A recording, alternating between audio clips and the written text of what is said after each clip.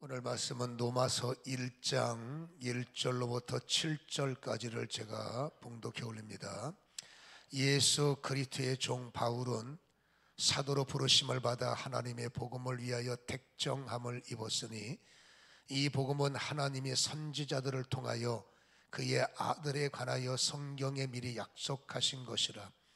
그의 아들에 관하여 말하면 육신으로는 다윗의 혈통에서 나셨고 성결의 영으로는 죽은 자들 가운데서 부활하사 능력으로 하나님의 아들로 선포되셨으니 곧 우리 주 예수 그리스도시니라. 그로 말미암아 우리가 은혜와 사도의 직분을 받아 그의 이름을 위하여 모든 이방인 중에서 믿어 순종하게 하나니 너희도 그들 중에서 예수 그리스도의 것으로 부르심을 받은 자니라.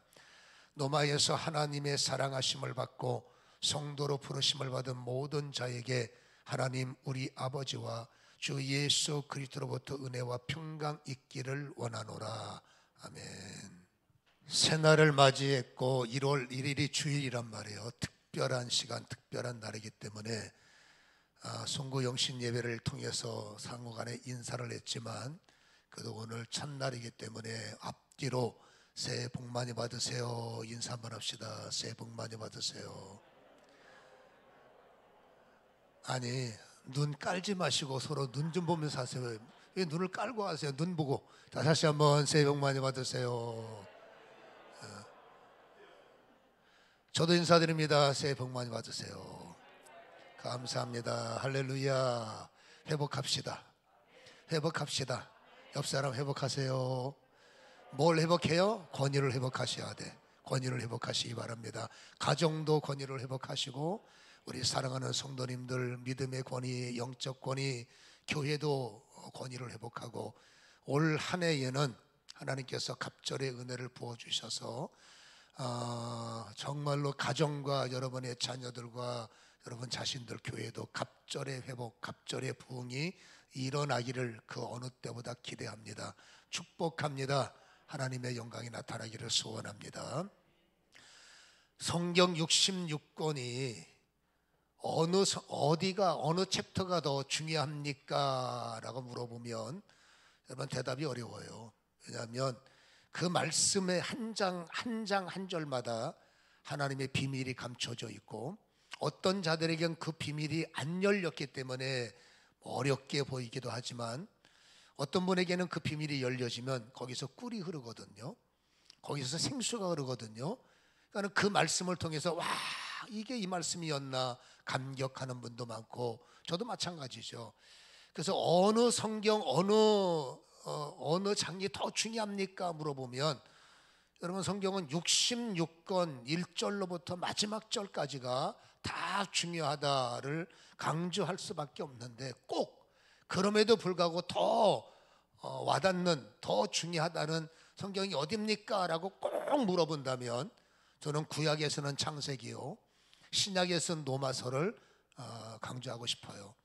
두 개 말고 섞어서 하나로 꼭 표현한다면 어느 성경이 더 중요합니까?를 물어본다면 부득불 대답한다면 로마서죠. 여러분 그만큼 로마서는 깊이가 있고 여러분 어려워요. 어렵다는 것은 심오하다는 거죠. 그래서 이 심오한 진리를 우리가 접근해서 그 감추어진 내용들을 우리가 발견한다면 틀림없는 것은 이 말씀에는 보화가 있고 이 말씀에는 하나님의 비밀이 감춰져 있고 믿음에서 믿음에 이르게 하는 믿음 갖고 안 됩니다. 우리가 다음 주에 말씀 나누겠지만 믿음에서 믿음의 문을 여는 이런 놀라운 역사 읽을수록 정말로 주옥 같다라는 말은 여기서 필요한 말씀이죠. 그래서 이 로마서는 기대가 되는 말씀이고 이 어려운 내용을 어떻게 우리가 쉽게 접근할 수 있을까 함께 고민을 해봐야 되고요. 성경적인 사람들 중에서 유명 인사들이 많습니다. 마틴 루터, 존 웨슬리, 그리고 칼바르트 이런 분들은 세계적으로 유명하신 분들인데 이분들이 한결같이 강조하는 것은 우리는 그분들 한 번씩 하는 말이 나는 로마서를 읽고 로마서를 분석하고 로마서를 연구하다가 변화를 받았다. 이 세 분이 한결같이 하는 말입니다. 로마서 때문에 내 인생에는 엄청난 혁신과 변화가 일어났다. 그렇게 간증하고 있고 세계적인 석학이며 신학자인 F.F. 브러스라는 분이 있어요. 여러분, 이분이 노마서를 읽는 우리에게 경고문을 붙입니다. 경고장. 당신은 이 성경을 읽거나 이 성경을 분석하거나 이 성경을 연구하면 당신에게 어떤 일이 일어날지를 예측할 수가 없다. 이 성경을 읽음으로 당신에게는 어떤 일이 일어날 것이다를 경고하고 있다는 겁니다. 좋은 뜻의 의미입니다. 저는 그분의 말을 인용해서 우리 이 노마서의 대장정이 이제 시작이 되는데, 이 노마서를 읽고 이 노마서를 듣고 이 노마서를 우리에게 맞는 말씀으로 물론 끄집어내겠지만 이 말씀을 통해서 저는 여러분들과 저에게 어떠한 일들이, 어떠한 변화가, 어떠한 역사가 일어날 것을 기대합니다. 오늘은 첫날 1절부터 7절까지 말씀은 계속 연결됩니다. 주제를 하나 정한다면 너는 내 것이다 라는 주제로 우리가 이 노마서의 서문을 시작을 하려고 합니다. 오늘 1장 1절에 보면 예수님의 놀라운 부르심, 예수님의 위대한 부르심을 우리에게 보여주고 있는데, 1절에 예수 그리스도의 종 바울은 사도로 부르심을 받아 하나님의 복음을 위해 택정을 입었다. 우리는 에베소서 강의를 했지 않습니까? 에베소 1장의 핵심은 뭐였습니까? 예수 그리스도로 말미암아, 예수 그리스도로 인하여 하나님의 예정, 하나님의 책정이 시작됐다. 이렇게 복음의 비밀을 말씀하고 있지 않습니까? 여러분, 이 에베소 말씀과 노마서의 말씀을 비추어서 1절을 조명하면 정말로 이 1절의 부르심은 위대하고 놀랍다라고 할 수밖에 없는 거예요. 왜냐하면 그 택정하신 대상이 바울입니다. 우리는 바울의 결과물을 보기 때문에 은혜의 사람이지만, 여러분, 기독교인의 초기 기독교인의 입장에 볼 때 바울은 악질 중에 악질이고 정말로 아주 기피하고 싶은, 생각하고 싶지 않은 공포의 대상이 이 바울이었다는 것을 우리는 알고 있지 않습니까? 여러분, 이 바울에 대해서 제자들이나 바울이 다메섹 도성에서 꼬꾸라지죠. 그가 3일 동안 보지 못했죠. 영적 경험일 겁니다. 그때 여러분, 아나니아라는 사람에게 성령의 감동이 와서 너는 바울을 만나서 그를 도와주라. 여러분, 그만큼 아나니아는 순종적인 사람이었을 겁니다. 그에게는 아마도 커트라인이 없었을 것 같아요, 사람에 대해서. 그런데 바울이라는 말을 듣는 순간에 마음이 경직되고 거부감을 나타내면서 사도행전 9장 13절에 이렇게 말합니다. 아나니아가 대답하되 주여, 이 사람에 대하여 내가 여러 사람에게 덧싸운즉 그가 예루살렘에서 주의 성도들에게 적지 않은 해를 끼쳤다 합니다.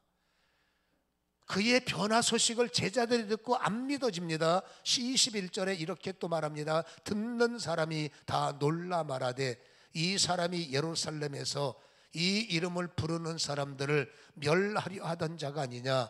여기 온 것도 그들을 결박하여 대제사장들에게 끌고 가고자 함이 아니냐. 한마디로 가짜 아니냐, 꼼수 부리는 거 아니냐, 저 인간 믿지 못한다, 저 인간 악질이다, 저 인간 아주 나쁜 사람이다, 질이 안 좋다. 여러분, 저 사람이 그 당시를 말하는 겁니다. 바울이 크리스찬이 됐다는 게 굉장히 불쾌한 거예요. 더군다나 여러분, 크리스찬이 아니라 사도가 됐다, 목사가 됐다, 장로가 됐다, 영적 지도자다. 이건 여러분, 이 사람들에게는 충격이 될 수밖에 없는. 아니, 사람이 그렇게 없습니까? 아니, 인재가 그렇게 없습니까?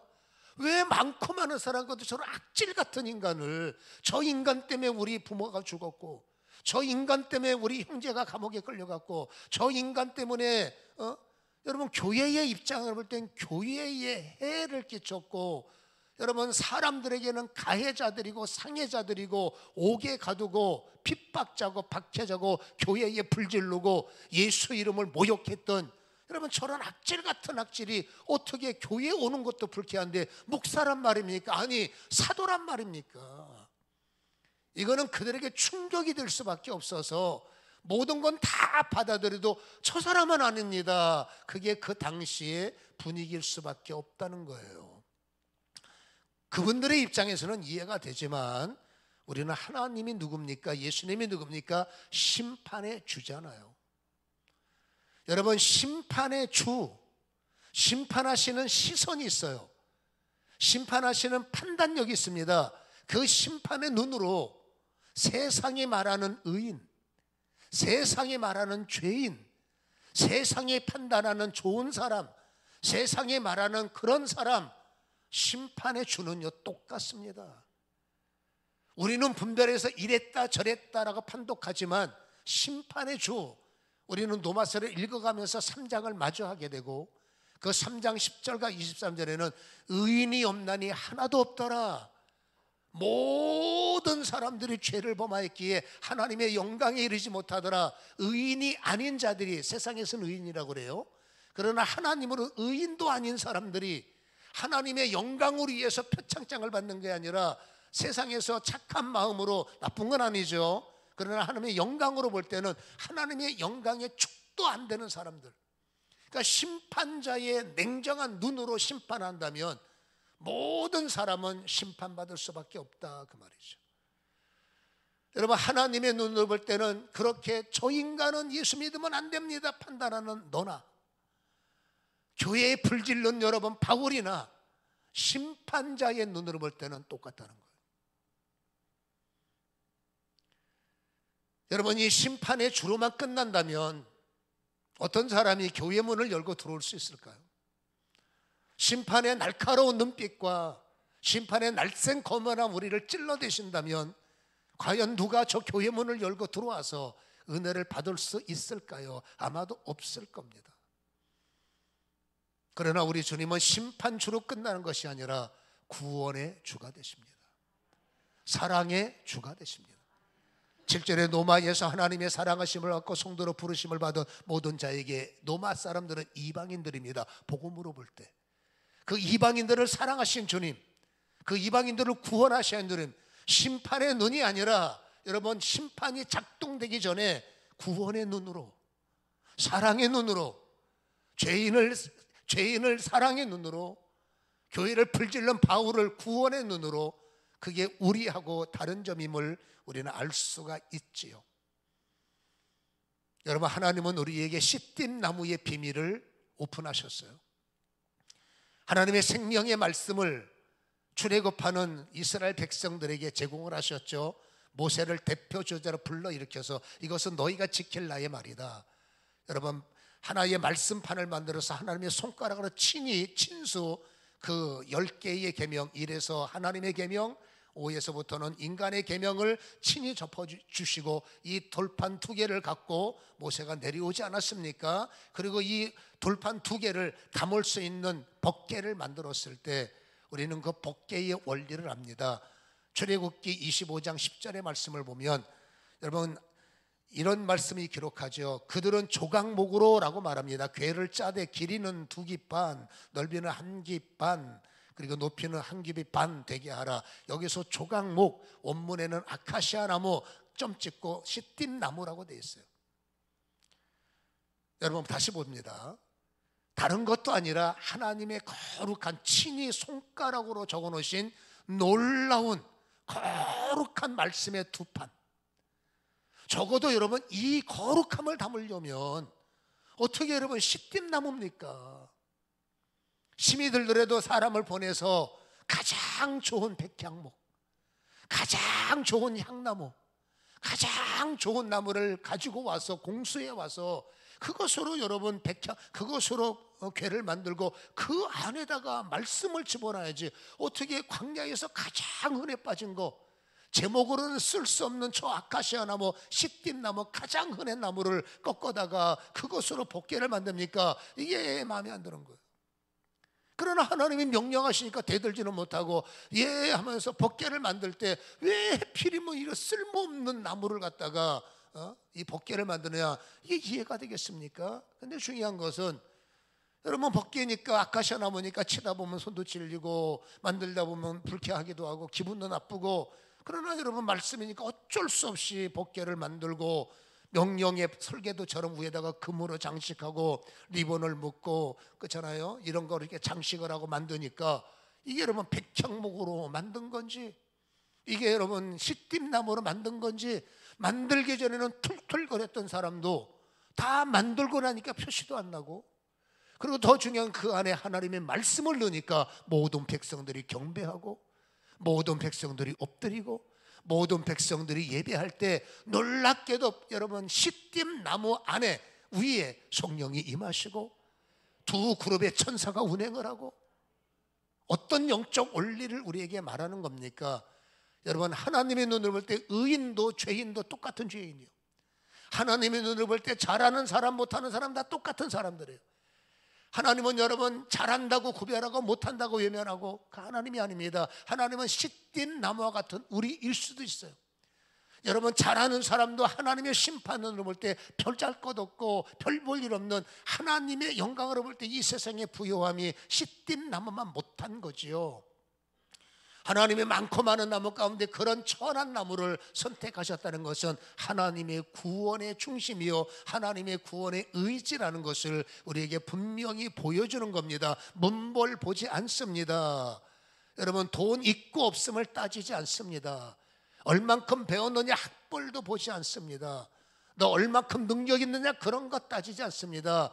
여러분 하나님은 시딤나무처럼 어떤 사람이든지 붙잡아서 그 안에 말씀을 입력을 시키고 그 안에 하나님의 임재를 주셔서 그 안에 하나님의 기름이 흐르게 하셔서 그가 예배할 때마다 받아주시고 그가 주를 찾을 때마다 여러분 품어주시는 것이 하나님의 계획이라는 사실을 우리는 기억해야 될 줄로 믿습니다. 이게 시딤나무의 하나님의 계획이라는 거예요. 여러분 그가 바울 보세요. 손가락질 대상이고 악질 중에 악질이지만 어찌됐든 간에 주님에게 부름을 받은 이후에 성령이 그를 사용하시고 성령이 그를 주도하시고 결국 여러분 공포의 대상인 그가 축복의 대상이요 영광의 여러분 결과물이 아니었냐라는 것이죠. 우리는 손가락질하는 저분, 목사님 저런 인간이 과연 성도가 될 수 있을까요? 외면하는 그 사람, 심판의 주, 사랑의 주, 구원의 주, 그분이 이렇게 말합니다. 그는 내 거야. 아 목사님 우리 부모님이 정말로 다 좋으신데 왜 이렇게 복음만 들으시면 역정을 내시고 불쾌하시고 돌아서는지 정말 감당이 안 됩니다. 우리 부모님은 정말로 하나님이 외면하셨을까요? No. 하나님은 그 부모님을 얘기해서 이렇게 말합니다. 그는 내 거야. 우리 아들이 언제쯤 예수 믿고 언제쯤 잘할 수 있을까요? 그렇게 말하는 부모님에게 주님은 말합니다. 그도 내 거야. 나는 죽었다 깨라도 저 인간 다시는 안 볼 거야 라고 말하는 그 원수 같은 인간에게도 하나님 말합니다. 아니다, 그는 내 거야. 여러분 하나님의 입장에서도 교회에 불질른 인간, 성도의 입장으로 볼 때는 여러분 내 형제자매를 죽인 인간, 그 인간을 향해서 주님은 말씀하십니다. 바울은 내 거야. 여러분 바울은 내 거야 라고 말할 정도면 그 사랑 때문에 우리도 여러분 친척들이 나를 볼 때 나는 좋은 사람이고 나에게 유익을 얻은 사람은 내가 유익한 사람이지만 여러분 나한테 피해당한 사람이 없을까요? 저는 목사입니다. 저한테 유익받은 사람 많죠. 그러나 저를 싫어하는 사람이 없을까요? 없습니다. 확신합니다. 그러고 싶지만 많아요. 많다는 말은 그냥 하는 말이니까 잘 들으세요. 여러분 누군가를 저를 향해서 일을 갈 수도 있고 누군가는 저를 향해서 싫어할 수도 있지만 주님이 그에게 말합니다. 그래도 장기철은 내 거야. 제가 이 말씀을 드리는 이유, 여러분 거울로 내 자신을 볼 때 내가 초라하고 어쩌면 시든나무처럼 배운 것도 없고 나이도 먹고 내가 뭘 할 수 있을까? 과연 내가 뭘 할 수 있을까? 그때 주님은 두 마디를 주십니다. 아니야, 너는 내 거야. 아직도 너는 할 일이 있단다. 할 일이 없는 게 아닙니다. 다시 말합니다. 성도야, 권세야, 노권사야, 아무개야, 너는 아직도 할 일이 있단다. 그냥 여러분 교회 와서 자리 태우다가 가라고 부르신 것이 아니라 하나님이 악질 같은 바울을 부르신 목적이 있었고 별것 아닌 그 사람을 부르신 목적이 있습니다. 나도 부르신 목적이 있습니다. 그 목적이 뭔지 아십니까? 내가 변화되는 거예요. 반드시 나는 하나님의 것이기 때문에 내 것 하나님의 것으로 부름을 받은 나는 어쨌든지 변화를 받고, 내가 변화되는 이유가 뭔지 아십니까? 5절을 보세요. 우리가 읽었던 본문의 5절 함께 읽어보겠습니다. 시작. 그로 말미암아 우리가 은혜와 사도의 직분을 받아 그의 이름을 위하여 모든 이방인 중에서 믿어 순종하게 하나니, 원문을 풀어내면 너를 통해서 이방인들이 예수 믿을 거야. 여러분, 다시 말합니다. 여러분, 나는 단순히 교회에 오는 것으로 끝낼 사람이 아닙니다. 하나님 올 때는 너는 할 일이 있단다. 그 할 일이 뭐냐? 네가 변화를 받고 너희의 변화된 그 인생을 통해서 누군가가 너희의 변화 때문에 변화받을 사람이 있고, 너의 예수, 네가 믿는 예수로 말미암아 너를 기다리는 영혼들이 있단다. 여러분, 내 입장을 보지 말고 하나님의 입장, 사실 맞습니다. 여러분, 제가 만약에 목사가 안 됐다면 저는 어떻게 될지 예측할 수 없고, 여러분, 저 같은 사람을 불러 뭐 할까? 저는 목사기 때문에 그렇습니다만 저는 많은 사람을 변화시켰고, 많은 사람에게 영접시켰고, 많은 사람들을 불러냈습니다. 지금도 저는 어딘가를 가야 됩니다. 저를 영적으로 기다리는 분들이 있어요. 여러분, 저는 그들에게 변화를 제공합니다. 저는 그들에게 생명을 제공합니다. 저는 별 것이 아니지만 만약에 제가 침묵한다, 나를 기다리는 사람의 영혼 말라버리는 거예요. 하나님, 저 인간 교회 가면 안 돼, 저 인간 직분 받으면 안 돼, 큰일 나. 주님 말합니다. 그는 내 건데, 그가 해야 할 일이 있는데, 저 사람이, 저 아들이, 저 딸이 구원을 받고 변화를 받고 저 변화받으심으로 구원해야 할 영혼이 있는데, 다시 말합니다. 나를 기다리는 사람이 있어요. 여러분, 다시 말합니다. 여러분을 기다리는 사람이 있어요. 내가 아직 변화가 안 됐기 때문에 내가 뭘 할 수 있습니까? 라고 말하지만 아닙니다. 여러분은 서서히 바뀔 것이고 서서히 변화될 것이고, 아멘. 여러분들은 누군가에게 보내질 것이고, 그 영혼은 다른 사람들을 통해서겠지만 아닙니다. 제가 볼 때는 나를 통해서, 나와 같은 사고, 나와 같은 삶, 그는 나를 통해서 주님을 발견해야 되고, 그는 나를 통해서 예수를 만날 수 있는 조건을 가지고 있는 게 나예요. 그들에게는, 그들은 뭔지 몰라. 이 말은 뭔지 몰라.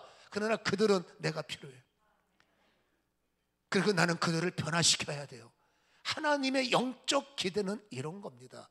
근데 저 사람이 바울 안 돼 해서 바울이 안 왔다고 봅시다.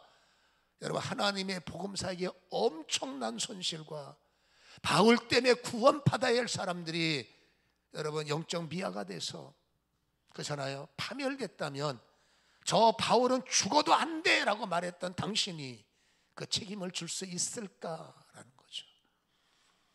하나님은 인간의 감정에 개의치 않습니다. 하나님은 인간의 손가락질 별로 개의치 않습니다. 왠지 아십니까? 하나님은 알아요, 그가 바본질. 하나님은 압니다, 그게 악질인질. 근데 그게 손가락질하는 사람에게 말하죠. 너는 잘했냐, 그렇죠? 너도 용서받은 죄인이고 그도 용서받은 죄인이고. 누가 여러분 돌을 들어서 가늠한 여인을 때릴 수 있었겠습니까? 그렇잖아요. 그래서 여러분들 거울을 볼 때마다 나를 기다리는 사람이 있구나. 누군지 몰라요. 아, 내가 바꿔야, 내가 변화시켜야 할 사람이 있구나. 누군지 몰라요. 나의 변화를 통해서 그 일은 진행되니 나는 주님한테, 주님이 볼 때 너무나 소중한 사람이고, 누군가에게 기다리는 사람이 바로 나다.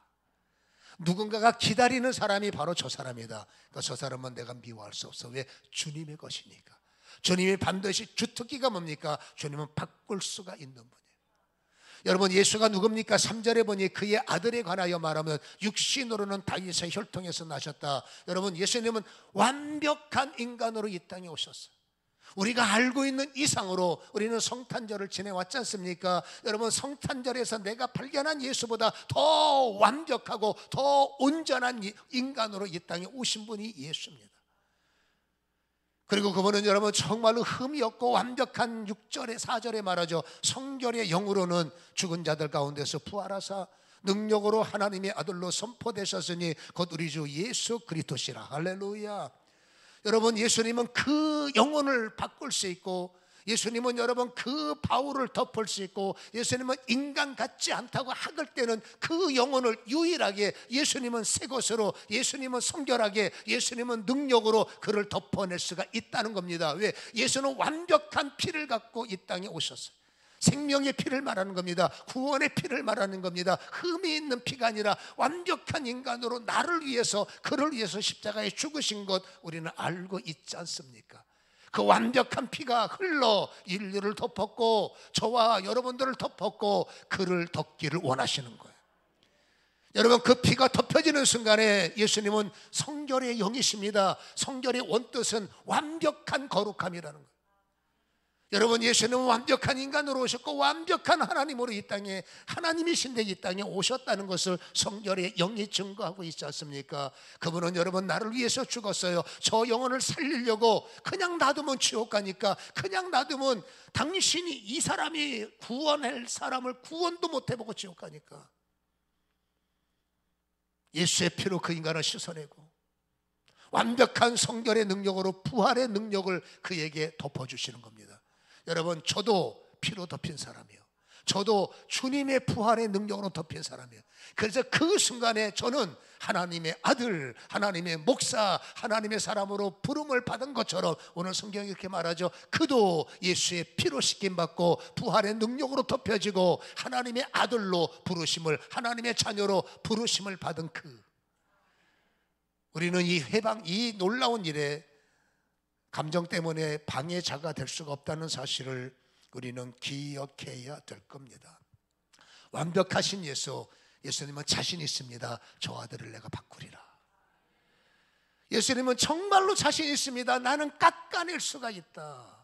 시띠 나무를 깎아서 법궤를 만드는 것처럼 피로 씻고 부활의 능력으로 덮어 완벽한 성도를 만들 수 있는 자신이 있으시기 때문에 누구든지 오라는 겁니다. 어떤 사람도 오라는 겁니다. 피로 씻어내고 성결의 능력으로 덮어 너에게 부활 권세가 있게 하리라. 우리는 할 수 없으나 그분은 할 수가 있는 것 아니겠습니까? 근데 문제는 여기서부터 발생하죠. 교회에 오는 건 너무 힘듭니다. 복음 전하는 거 너무 힘들어. 저는 복음 현장에 있기 때문에 갈수록 더 힘들어. 근데 여러분, 그렇게 어렵게 뚫어서 교회를 데리고 오지만 여러분, 교회에서 앉아 있는 것까지는 근근히 해나가는 거예요. 근데 진짜는 여기서부터입니다. 바울의 위대함이 여기 있고 아브라함의 위대함이 여기서 나와요. 여러분, 어렵게 복음을 듣고 교회에 와서 앉아 있는데 우리는 거기서 더 전진하기를 부담스러워하는 사람들이 굉장히 많습니다. 다시 말합니다. 거듭나는 것까지는 받아요. 회심하는 것까지는 인정합니다. 교회에 오는 것까지는 여러분 내 자신이 허락합니다. 근데 그 이후에는 하나님의 전략이 하나 있어요. 하나님은 여러분 구원하는 것으로 끝나는 게 아닙니다. 하나님은 승리의 하나님이세요. 예수님은 승리의 주가 되시기 때문에 내가 승리해야 돼. 승리하려면 그냥은 안 돼. 여러분, 훈련을 받아야 돼. 우리는 믿음의 사람이라고 말하죠. 믿음 갖고 안 돼요. 우리가 다음 주에 말하지만 믿음에서 믿음으로 이루어야 돼. 다시 말합니다. 믿음 갖고 안 됩니다. 믿음에서 믿음으로. 여러분, 내 믿음 갖고는 비밀이 안 열려요. 내 믿음 갖고는 하늘문이 안 열려요. 내 믿음 갖고는 초라할 수밖에 없어. 왜? 내가 하는 믿음, 내 수준의 믿음, 내가 가지고 있는 믿음 너무 초라합니다. 내 믿음이 주님의 믿음으로, 내 믿음이 하나님의 믿음으로, 내 믿음이 말씀의 믿음으로. 이건 다음 주에 말씀을 나누고. 그래서 여러분, 내 믿음이 주님이 원하는 믿음으로 덧입혀질 때 그때 복음의 능력이 나의 무기가 되고 그 복음의 능력이 나의 무기가 될 때 주님의 첫 번째 길에 그들을 변화시키고 그들을 바꿀 수 있고 그들을 움직이기 시작하더라. 그러니까 믿음 갖고는 여러분 그들을 변화시켰어. 나 하나 사는 것도 힘들어 죽게 내가 누구를 변화시키겠습니까? 그러나 믿음에서 믿음의 문이 열리면 여러분 기대하십시오. 존 웨슬리의 변화, 칼 바르트의 변화, 여러분 마틴 루터의 변화. 사람이 가는 길은 다르지만 틀림없이 노마서의 대장정을 통해서 우리에게 놀라운 변화가 일어나게 될 줄로 믿습니다. 그러나 뭐가 어렵다고요? 회심한 이후예요. 회심도 힘들지만 회심한 이후, 여러분 성경은 이렇게 말합니다. 사도행전 9장 여러분 15절에 주께서 이르시되 가라. 이 사람은 내 이름을 이방인들과 임금들과 이스라엘 자손들에게 전하기 위한 나의 택한 그릇이다. 여러분 그릇을 만들어야 되잖아. 그리고 그 안에 영적 내용물이 있어야 되잖아. 그릇을 그냥 만들어집니까? 연단이 필요해요. 그 안에 능력이 그냥 채워집니까? 단련이 필요해요. 이게 힘든 거예요. 우리는 여러분 과정보다 결과를 원하기 때문에 그냥 교회에 오면 복 받고, 교회에 오면 영혼이 잘 되고, 교회에 오면 그냥 뭐든지 잘 풀리고, 틀린 말은 아니지만 여러분 우리는 과정보다는 우리는 결과에 집착해서 그냥 무조건 교회에 오면 나 알아주고 나 받아주고 초신자 땐 그러지만, 하나님은 여러분 그릇 택한 자들은 그릇이 돼야 되는데 그릇은 연단과 훈련 없이는 어려워요. 제자는 디사이플, 훈련에서 나오는 거 아니겠습니까? 그래서 많은 사람들이 넘어지는 이유가 훈련이 안 되는 겁니다. 오늘 사도행전 9장 16절은 이렇게 연결하죠. 그가 내 이름을 위하여, 읽어봅니다. 시작. 얼마나 고난을 받아야 할 것을 내가 그에게 보이리라. 도망칩니다. 여러분 뭔가를 받아내지만 믿음으로만 멈춰 있으면 왜 나를 괴롭히십니까? 그냥 믿음에 있으면 왜 주셔야지 뺏어갑니까? 믿음으로만 있으면 왜 나를 이렇게 힘들게 합니까? 나 그냥 편안하게 은혜 받게 냅두세요. 이거는 믿음의 자리에 있으면 그래요. 그러나 성경은 맞아, 믿음에서 믿음으로. 여러분 그 믿음에서 믿음의 자리에 올라가야 그릇이 무엇이며 희생이 무엇이며 은혜가 무엇이며 베풀면 무엇인지 이론으로 되는 게 아닙니다. 믿음에서 믿음으로 올라가야 비로소 열리는 겁니다. 이걸 훈련이라고 말하죠. 이걸 연단이라고 말하죠. 이걸 단련이라고 말하죠. 어려운 건 아닙니다. 단어만 어려운 거지. 거기서 사람들은 부담을 느끼는 거예요. 아, 나에게 압박이 오네. 우리는 어떻게 됩니까? 나를 압박하지 않는, 내가 교회에 오든지 말든지 신경 다 쓰는 큰 교회들이 편한 이유가 그냥 교회에 가서 종교생활하면 되니까. 신앙생활이 아니라 종교생활. 당신이 믿음이 있습니까? 있죠. 그냥 믿음. 그렇죠? 나 믿음이 있으니까 교회 오는 거 아니겠어요? 그러나 믿음에서 멈추면 안 돼. 믿음에서 믿음으로. 여기서 여러분 나누어지는 거예요. 믿음의 사람이지만 진짜 믿음이냐 어설픈 믿음이냐 나눠지는 거예요. 많은 사람들 거기서 조금만 푸시하면, 끌어당기면 쓰러지고 주저앉고 더 편한 교회를 찾아서 떠나가는 거, 믿음 갖고는 그럴 수밖에 없는 거 이해가 되죠. 믿음에서 믿음으로. 그러니까 우리는 그냥 둘 수가 없으니까 믿음에서 믿음으로 이사합시다. 믿음에서 믿음의 자리를 옮기시다. 그런데 이 옮겨지는 과정이 얼마나 복잡하겠습니까? 얼마나 힘들겠습니까? 얼마나 부담이 되겠습니까? 그러니까 주저앉고 교회 떠나고 넘어지는 거 아니겠어요? 그러나 성경에서 말하죠. 바울이 잘한 것은 시작할 때는 아주 악질이었어요. 그러나 하나님의 선택 속에 들어와서 그에게 푸시했습니다. 그에게 훈련이 있습니다. 나의 달려갈 길 연단하시고 정금 같은 길을 만들 때 바울이 놀라운 것은 그것을 다 받아내더라는 거예요.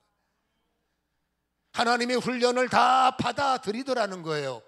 예수님의 연단을 다 이해하더라는 거예요. 예수님께서 훈련시키는 것을 다 받아들이는 걸 뛰어넘어서 한술 더 떠 예수님처럼 다 털어버리고 배설물 신학을 만든 사람이 바울이에요.